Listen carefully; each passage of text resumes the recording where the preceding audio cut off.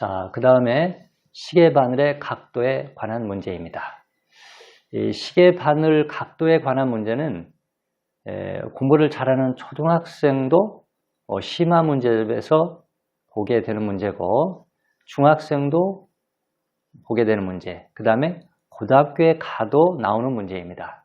그런데 초등학생도 시계 문제는 어렵다 하고 중학생도 고등학생도 다 어렵다고 합니다.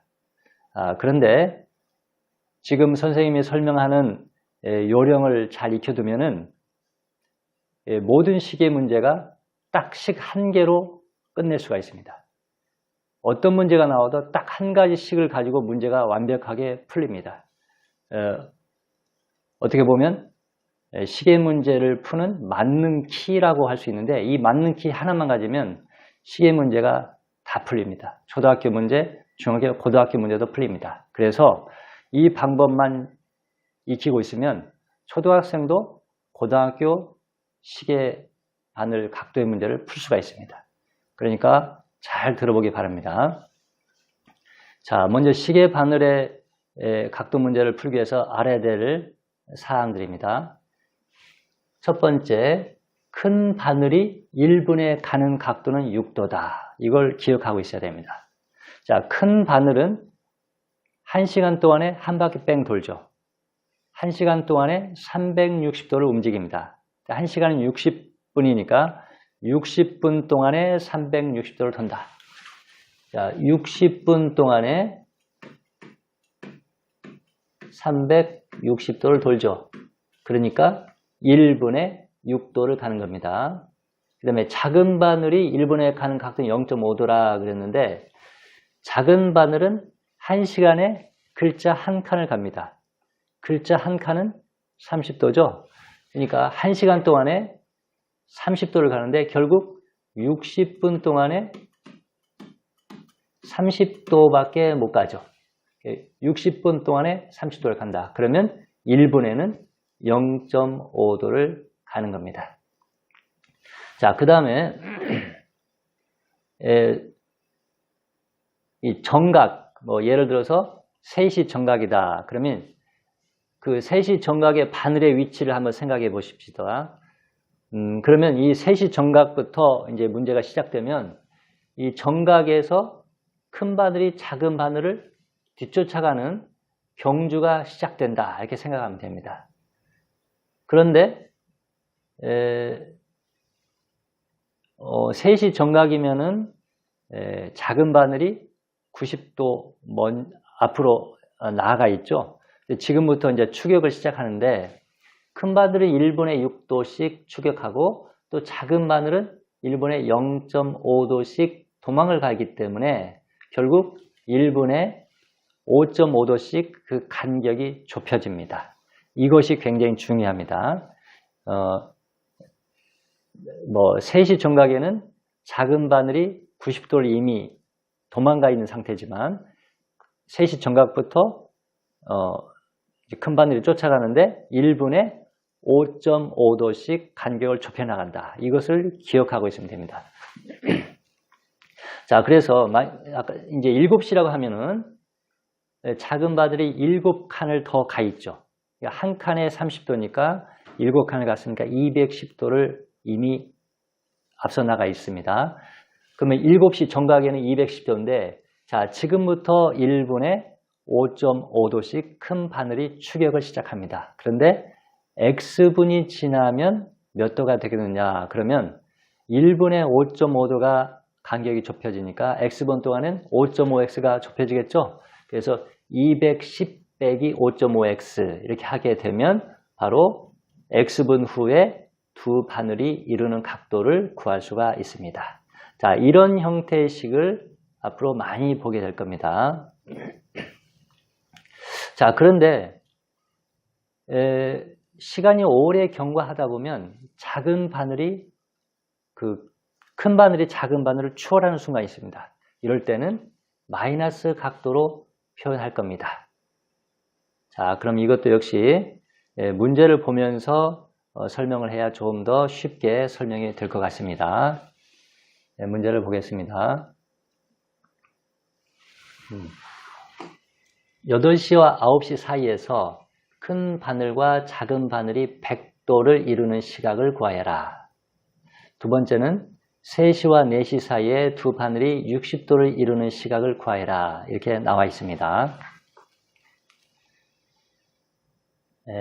먼저 1번 문제입니다. 8시와 9시 사이에 큰 바늘과 작은 바늘이 100도를 이루는 시각을 구하여라. 그랬습니다. 자, 그러면 먼저 8시 정각의 시계 바늘 모양을 그려봤습니다. 자, 그럼 이런 모양이라는 건 누구나 다 알 텐데, 자, 지금 이 큰 바늘과 작은 바늘의 각도를 몇 도라고 할 수 있을까요? 자, 이렇게 그림을 그려놨을 때 이쪽으로는 8칸이기 때문에 3, 8에 24에서 240도가 되고 이쪽으로는 4칸이니까 3, 4, 12에서 120도라고 할 수 있을 텐데 물론 지금 8시의 두 바늘의 각도는 우리가 120도라고 말하는 것이 더 합리적일 겁니다. 240도라고 말할 수도 있고 120도라고 말할 수도 있는데 대부분은 작은 쪽으로 말하는 것이 일반적입니다. 그런데 우리가 이 시계 문제의 식을 만들 때는 이 작은 바늘이 12시부터 8칸 도망을 갔다고 생각하는 게 좋습니다. 그래서 8칸 도망을 갔기 때문에 현재는 240도를 도망가 있는 상태다. 자, 그런데 지금부터 큰 바늘이 이제 추격을 시작합니다. 1분에 6도를 쫓아가는데 작은 바늘도 그냥 가만히 서 있는 게 아니라 0.5도를 도망가니까 결국은 5.5도씩 간격이 좁혀지는 겁니다.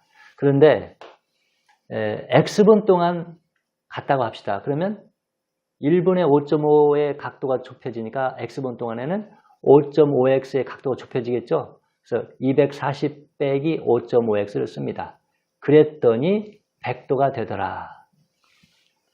이런 식으로 식을 쓰면 됩니다. 그러니까 여기 앞에 있는 240은 8시 정각에 그 작은 바늘이 도망가 있는 각도를 써주고 그 다음에 뒤에는 무조건 마이너스 5.5x가 됩니다. 그런데 여기서 100도가 돼야 된다고 했으니까 우변은 100도를 쓰면 됩니다. 그러니까 240도가 점점 좁혀지면서 100도가 되는 순간이 있겠죠. 그 순간이 바로 x분 경과 후라고 생각하면 됩니다. 자, 그 다음에 이걸 이제 식을 풀기만 하면 됩니다. 마이너스 5.5x를 우변으로 이항하니까 플러스 5.5x가 됐죠. 100은 좌변으로 이항하면 마이너스 100, 그래서 140이 됩니다. 양변을 10을 곱합니다. 그래서 55x는 1400. 양변을 5로 나눕니다. 그래서 11x는 280. 자, 양변을 11로 나누면 x는 11분의 280인데 이걸 대분수로 고치면 2로 하면 22에서 60이 되니까 5로 하면 55에서 다시 5가 남습니다. 자, 이것이 바로 x분이죠. 그러니까 8시 이후에 25와 11분의 5분 경과 후니까 답은 8시 25와 11분의 5분입니다. 자, 그 다음에 두 번째 문제입니다. 3시와 4시 사이에 두 바늘이 60도를 이루는 시각을 구하여라.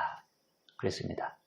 자, 그러면 3시는 두 바늘의 간격이 90도가 될 텐데 이 두 바늘이 60도가 되려면 이 큰 바늘이 약간 추격을 해서 60도로 간격을 좁히면 됩니다.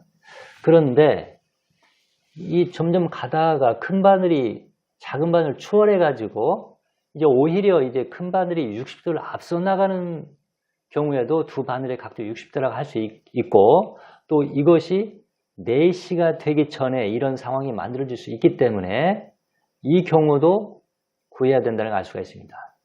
3시와 4시 사이라고 했기 때문에 4시가 되기 전에 이렇게 큰 바늘이 작은 바늘을 60도 추월하는 것도 가능합니다. 자, 그러면 답이 두 가지가 될 텐데 첫 번째 상황을 식으로 써보면 자, 처음에 3시 정각의 두 바늘의 각도는 90도이죠. 그런데 1분에 5.5도씩 좁혀지니까 x분 경과 후에는 5.5x가 좁혀집니다. 그래서 빼기 5.5x 그랬더니 60도가 됐다. 그 다음에 두 번째 상황은 3시 정각이 90도인데 1분에 5.5도씩 x분 동안 즉 5.5x가 좁혀졌다. 그랬는데 여기서 마이너스 60이다 이 말은 큰 바늘이 작은 바늘을 추월했다 이런 뜻이라고 생각하면 됩니다. 그래서 이 식과 이 식 두 개가 나오는데 각각 계산하면 이게 바로 각각 답이 되는 겁니다. 자, 마이너스 5.5x 1로 이항하면 플러스 5.5x, 이거 60이 1로 넘어가면 마이너스 60이 되니까 30이 되죠. 양변에 10을 곱하면 55x는 300이 됩니다. 5로 나누면 11x는 60, 11로 나누면 x는 11분의 60, 그래서 5와 11분의 5분. 그 다음에 여기서는 마이너스 5.5x를 우변으로 이항하면 5.5x, 이걸 이항하면 플러스 60이 돼서 150이 됩니다. 양변에 10을 곱하면 55x는 1500, 그 다음에 5로 나누면 11x는 300입니다. 그런데 선생님이 자꾸 미지수는 대부분 좌변에 있어야 되는데 자꾸 오른쪽으로 이항하는 이유는 마이너스가 있으면 계산이 복잡해지고 틀릴 가능성이 높기 때문에 양수로 만들기 위해서 우변으로 이항하는 겁니다. 왜 그러는지 이해하지 못하는 학생이 있을 것 같아서 말을 하는 겁니다. 자, 11x가 300이다. 그럼 양변을 11로 나누면 x는 11분의 300. 이걸 대분수로 고치면 2로 하면 22. 그 다음에 80이니까 7 하면은 3이 남죠. 그래서 27과 11분의 3분입니다. 그래서 답은 3시하고 5와 11분의 5분. 그 다음에 3시하고 27과 11분의 3분. 두 가지 답이 나옵니다. 그리고 한 가지 뭐랄까요, 학교에서 시험을 볼 때 계산을 안 하고 답을 구하는 한 가지 팁을 알려드리겠습니다. 이 대부분 시계 문제에서 두 바늘이 이루는 각도를 물어볼 때는 대부분 60도, 30도, 100도 이렇게 이야기합니다. 두 바늘 사이의 각도가 17.3도가 되는 시각을 구하라, 이런 문제는 거의 안 나오거든요. 거의가 아니라 한 번도 본 적이 없습니다. 대부분 몇십 도가 된다 해서 0이 붙어 있습니다. 그리고 문제를 풀다 보면 5.5x를 55로 바꾸는 과정에서 0이 또 생깁니다. 안 그래도 0이 하나 있는데 10을 곱해주면 0이 두 개가 되죠. 근데 5로 나눌 때 0이 안 없어질 수도 있고 없어질 수도 있는데 없어져도 0이 하나 있습니다. 그래서 대부분 x를 구할 때 이 가분수로 구하면 분자가 항상 0으로 끝납니다. 그러니까 우리가 어떤 답이 객관식으로 나왔을 때 이 대분수를 가분수로 고쳐가지고 뒤가 0으로 끝나지 않은 것은 답이 될 가능성이 거의 없습니다. 그러니까 이걸 가분수로 고쳐가지고 1의 자리가 0으로 되는지 확인해 보고서 그게 하나밖에 없다면 그게 바로 답입니다. 문제를 많이 풀다 보면 이런 것도 눈치를 챌 수가 있습니다. 그리고 지금 선생님이 푸는 이 풀이 방법은 어디에도 나오지 않는 방법이고 선생님이 혼자서 생각을 해서 개발한 겁니다. 많은 학생들이 이 시계 문제를 풀면서 어려워한다는 걸 알게 됐는데 왜 그런가 봤더니 문제가 상황이 달라질 때마다 해답을 보면 해답도 마구 달라집니다. 그래서 학생들이 시계 문제를 어떻게 정해진 풀이 방법을 알기 어렵기 때문에 매번 어려워하는데, 그래서 선생님은 어떠한 식으로 문제가 변형돼도 항상 풀 수 있는 만능 풀이법을 생각을 해서 이런 풀이법을 만든 겁니다. 그러니까 지금 방법을 잘 익히면 어떠한 문제든지 단 한 개의 식으로 문제를 완벽하게 풀어낼 수 있습니다. 고등학교 문제도 식 한 개로 풀어낼 수 있습니다. 그러니까 이 방법을 잘 기억하기 바랍니다. 그 다음에 비율 문제입니다. 자, 이 비율 문제에서 중요한 것은 실제 수와 비율을 구별할 수 있어야 된다. 이것이 가장 중요합니다. 자, 예를 들어서 아버지와 아들의 나이가 4대 1이다. 이런 문장이 있습니다. 그러면 아버지의 나이가 몇 살일까요? 이런 물음을 하면 아버지는 4살이라고 하는 학생들이 있습니다. 정말 이해하기 어려운 대답이죠. 아버지와 아들의 나이가 4대1이다. 그럼 아버지는 4살이다. 아버지가 4살이 되는 건 불가능하죠. 근데 실제로 그런 식의 식을 쓰는 학생들이 아주 많습니다. 그 이유는 4대1이라고 할 때 4는 비율을 의미하는 수가 아니고 비율을 의미하는 수이고 실제 수가 아니라는 걸 잘 이해를 못하기 때문입니다. 그러면 이때 아버지 나이를 몇 살이라고 해야 될까요? 4대1이라고 할 때 아버지 나이를 4x다. 아들은 x다. 이렇게 하면 됩니다. 그러니까 비율을 의미하는 숫자를 실제 숫자로 바꾼 것이 굉장히 중요합니다. 근데 이제 비율 문제에서는 비율로 표현하는 부분과 실제 수를 표현하는 부분이 섞여 있습니다. 이러면 그 두 개를 동일한 시기에 쓰면 안 됩니다. 그래서 비율을 의미하는 수를 실제 수로 고친 다음에 그 두 수를 섞어 써야 됩니다. 자, 그러면 예문을 보겠습니다. 지승이는 초콜릿 한 상자를 가지고 있는데 전체 4분의 1을 먹고 형과 동생에게는 전체 8분의 1과 8개를 주었다. 그리고 밖에 놀러 나갔는데 집에 돌아와 보니 집에서 기르던 개가 전체 6분의 1을 먹어버렸다. 지승이는 더 그냥 놔두면 또 다른 사람에 뺏길 것 같아서 남아있는 초콜릿을 다 먹었더니 결과적으로 형보다 6개를 더 먹었다고 한다. 전체 초콜릿은 몇 개인가? 이렇게 묻고 있습니다. 자, 이 문제의 문제점은 뭐냐면 지승이가 처음에 4분의 1을 먹었고 형도 8분의 1을 주었습니다. 이건 다 비율이죠. 근데 갑자기 동생한테는 8개를 주었다고 표현하고 있습니다. 이것은 실제 숫자입니다. 즉 비율을 의미하는 부분과 실제 숫자를 말하는 부분이 섞여 있기 때문에 이것을 전부 다 실제 숫자로 바꿔야 됩니다. 그럼 어떻게 바꿀 수 있을지 한번 보겠습니다.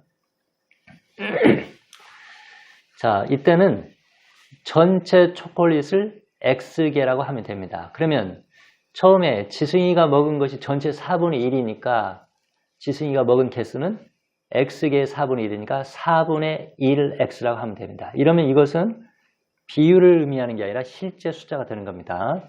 지승이가 먹은 초콜릿은 4분의 1X개다. 형한테는 8분의 1 주었으니까 형이 먹은 초콜릿은 8분의 1X. 동생은 그냥 8개. 또 개가 6분의 1을 먹었다고 그랬죠? 그러니까 개는 6분의 1X를 먹었습니다. 자, 그런데 지승이가 돌아와서 나머지를 다 먹었다고 그랬는데 나머지를 얼마나 먹었는지 정확하게 이야기하지 않죠. 그런데 하여튼 돌아와서 먹은 것과 제일 처음에 먹었던 걸 합쳐봤더니 형보다 6개 더 먹었더라. 이런 말을 하고 있습니다. 그러면 형이 먹은 것이 8분의 1X니까 여기에다가 6개를 더해준 거. 이게 바로 지승이가 먹은 초콜릿입니다. 그러면 이 안에는 지승이가 처음에 먹었던 초콜릿도 포함되는 거기 때문에 처음에 지승이가 먹은 초콜릿 4분의 1X는 이제 잊어버려도 됩니다. 자, 그러면 초콜릿이 전체가 X개인데 형이 먹은 것이 8분의 1X, 동생은 8개, 걔는 6분의 1X. 지승이가 먹은 것은 8분의 1X 플러스 6입니다. 이걸 4개를 다 더하면 뭐가 돼야 되겠죠? 전체 초콜릿이니까 결국 다 더하면 X가 돼야 됩니다. 그래서 이 식이 만들어집니다. 근데 어떤 학생들은 이걸 더할 줄 알았지 이 더한 결과가 뭔지 이걸 쓰지 못하는 학생이 가끔 있습니다. 이걸 다 더하면 전체 초콜릿이 돼야 되니까 여기가 X가 되는 겁니다. 자, 이제 문제는 이제 끝났습니다. 이제는 이 식을 적었기 때문에 이걸 계산만 할 줄 알면 됩니다. 자, 8분의 1x, 6분의 1x, 8분의 1x인데 이걸 한번 통분해 보겠습니다.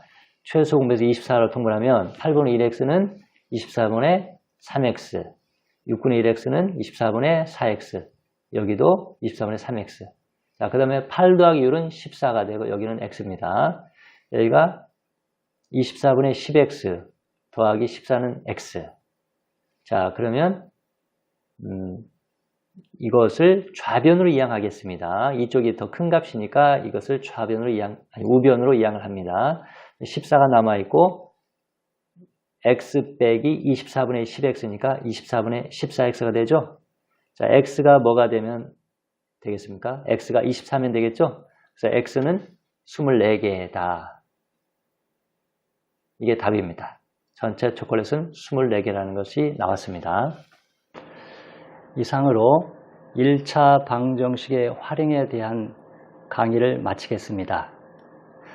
그동안 많은 문제를 풀어본 것 같은데 그럼에도 불구하고 심화 문제집이 워낙 많이 있기 때문에, 그리고 또 문제집들이 서로 심화 경쟁을 벌이고 있기 때문에 아직도 풀기 어려운 문제가 많이 있을 것입니다.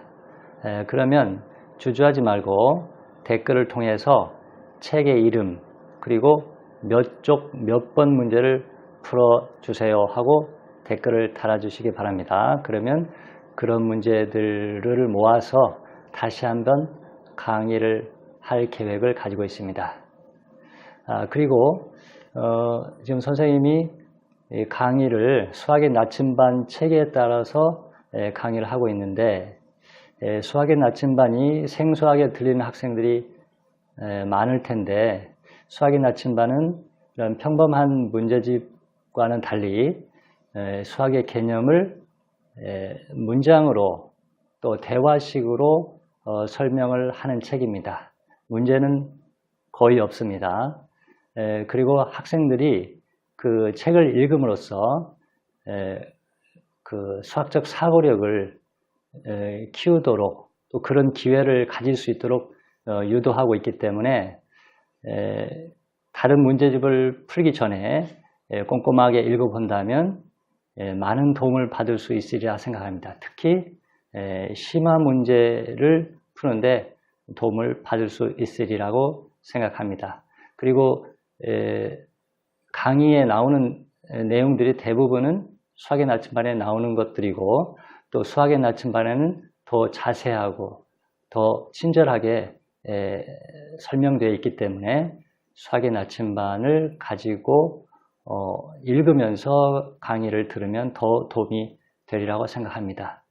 그리고 지금까지 강의를 보신 학생들은 좋아요 그리고 구독하기도 눌러주시면 감사하겠습니다. 그러면 더욱더 자주 여러분과 만날 기회가 생기리라고 생각합니다.